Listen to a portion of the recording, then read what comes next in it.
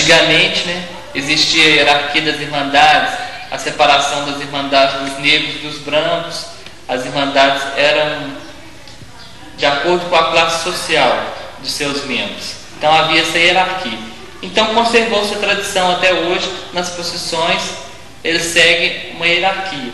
Santo Antônio vem na frente, depois vem a Irmandade São Bom Jesus do Bonfim, São Bom Jesus dos Montes, São Gonçalo Garcia, a Confraria de Nossa Senhora das Mercês, depois vem a Confraria de Nossa Senhora da Boa Morte, a Confraria de Nossa Senhora do Rosário, a Irmandade São Bom Jesus dos Passos, a Irmandade de São Miguel e Almas, e para finalizar, mais perto do Palio, a Irmandade do Santíssimo Sacramento, que é a mais importante, e as ordens terceiras de Nossa Senhora do Carmo e de São Francisco de Assis.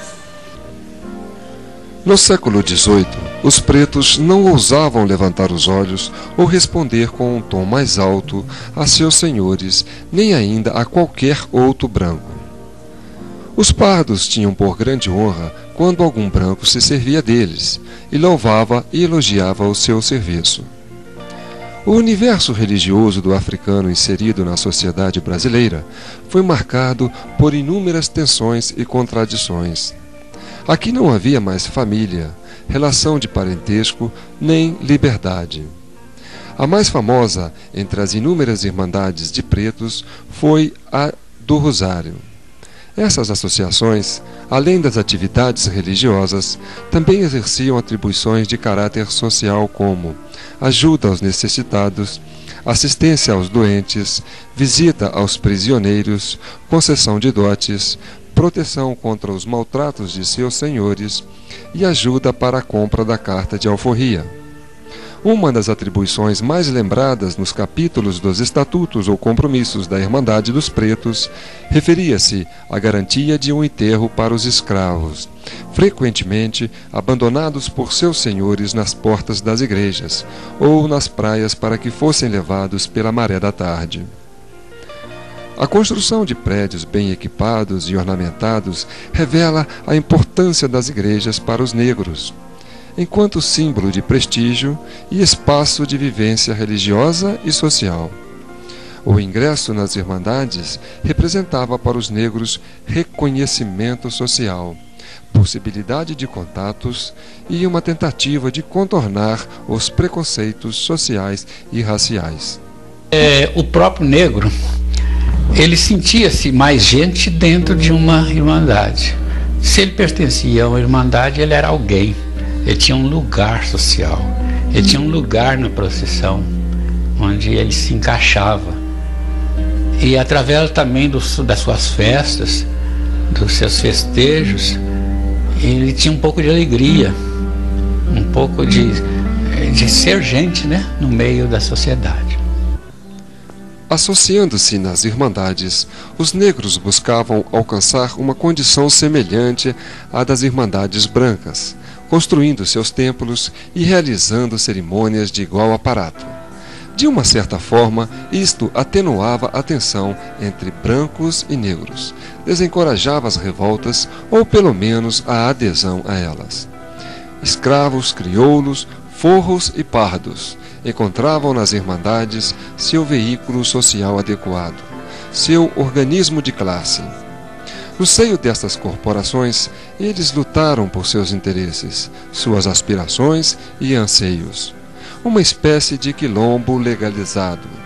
Se é verdade que as Irmandades dos Negros não lutaram pelo fim do sistema escravista, deram aos seus associados ingredientes de sociabilização, diminuindo assim as diferenças entre opressores e oprimidos, e acentuando a identidade entre estes dois grupos, que, por certo, reforçou o sentimento de repulsa à ideia de escravizar o semelhante. Com a abolição da escravidão, em 1888, então o significado, primeiro, daquela diversidade de irmandades e confrarias, deixou de existir de certa forma. Mas lentamente aquilo ainda foi permanecendo. Lentamente, de 1950 para cá, propriamente, é que ele praticamente acabou de desaparecer, né? Esse preconceito, essa divisão social que impedia, por exemplo, que o negro participasse de uma ordem terceira do Carmo de São Francisco e fosse enterrado nos seus cemitérios, etc. Na passagem do século XIX para o século XX, as Irmandades sofreram um profundo esvaziamento das suas atribuições.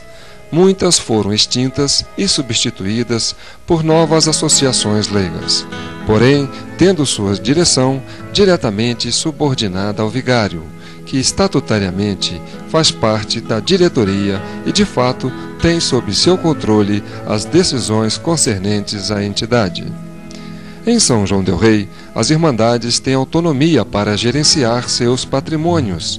Têm sido raras as intervenções de autoridades religiosas para dirimir conflitos entre seus associados. No final do século XIX, nós falamos, né, depois do Concílio Vaticano I, 1870, o Papa Pio IX, né, começou um processo de centralização. Todas as dioceses do mundo tinham uma obediência a seguir as orientações de Roma. Então Roma foi impondo. E essa romanização foi feita também com o auxílio de algumas congregações. Foi a época em que veio para o Brasil a congregação do Verbo Divino, ia para Juiz de Fora, por exemplo, Belo Horizonte. Aqui para São João del Rei vieram essas irmãs e os franciscanos, logo naquela época. Depois vieram os salesianos, vicentinos. Então, salesianos, franciscanos, irmãos vicentinos, Verbo Divino e outras redentoristas vieram praticamente nesse serviço da Igreja Romana, né, do Papa, para a romanização. Todos eles trabalharam, inclusive, você vê bem, os franciscanos chegaram aqui em São João del Rei e foram logo entrando no auxílio das paróquias e dificultando um pouquinho as tradições antigas, substituindo por outras devoções, por outros cultos. E festejos como de Matosinhos, por exemplo, foram de certa forma estilizados, né, pelos franciscanos, o que concorreu para acabar os antigos festejos que vinham da época colonial e do século XIX de Matosinhos, da Irmandade de São Bom Jesus de Matosinhos. Quer dizer, esse nosso catolicismo até o final do século XIX era um catolicismo leigo, independente, muito regional, né? E não tinha, bastante independente de Roma. Em 10 anos o impasse que deu aí entre o bispo e a Ordem Terceira de São Francisco, né? Custou a chegar a um acordo. Por quê? Porque o bispo achava, desde a criação da paróquia de São Francisco, né? O bispo, quando foi criado o bispado aqui, os bispos acharam que podia fazer de São João del Rei o que fazem em geral em outros lugares, quer dizer, se considerarem que todo patrimônio religioso, sagrado, católico, fosse posse da diocese. Ora, aqui em São João del Rei, em outras partes também, certamente, não aconteceu assim. Como nós dissemos, né? As igrejas são das irmandades. Cada irmandade suou para construir a sua igreja, fazer suas festas, de acordo com o seu regulamento. Agora, quando vieram essas mudanças aí depois do concílio, algumas irmandades, como você já citou, né, São Francisco, por exemplo, foi a última a se adequar, a que mais resistiu a mudanças. E só agora, depois desse impasse, é que praticamente ela cedeu um pouco.